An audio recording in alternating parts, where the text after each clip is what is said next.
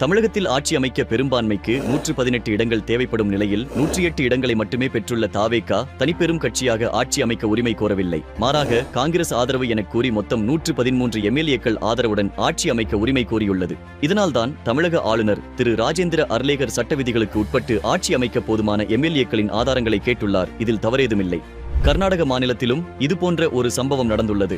2018ஆம் ஆண்டு கர்நாடக சட்டமன்ற தேர்தலுக்கு பிறகு எந்த கட்சிக்கும் பெரும்பான்மை கிடைக்கவில்லை. அப்போது ஆளுநராக இருந்தவர் பாஜகவின் பி.எஸ். எடியூரப்பாவை ஆட்சி அமைக்க அழைத்தார். ஆனால் போதிய பலம் இல்லாததால் வாக்கெடுப்புக்கு முன்பே எடியூரப்பா தனது பதவியை ராஜினாமா செய்தார். தமிழகத்திலும் இதுபோன்ற ஒரு சூழல் நடைபெறக்கூடாது என்பதால் தான் முன்னெச்சரிக்கையாக தமிழக ஆளுநர் திரு ராஜேந்திர அர்லேகர் அவர்கள் தாவேகா ஆட்சி அமைக்க 118 சட்டமன்ற உறுப்பினர்களின் ஆதரவு தேவை என்பதில் உறுதியாக உள்ளார். ஆனால் சட்ட விதிகளை புரிந்து கொள்ளாமல் விசிக, காங்கிரஸ், கம்யூனிஸ்டுகள் மக்களிடம் பாஜக குறித்து பொய்யான தகவல்களை பரப்பி வருகின்றன. அதிகார போதை தலைக்கேறிய காங்கிரஸ் இதுபோன்ற கீழ்த்தரமான செயல்களை செய்வது கடும் கண்டனத்திற்குரியது.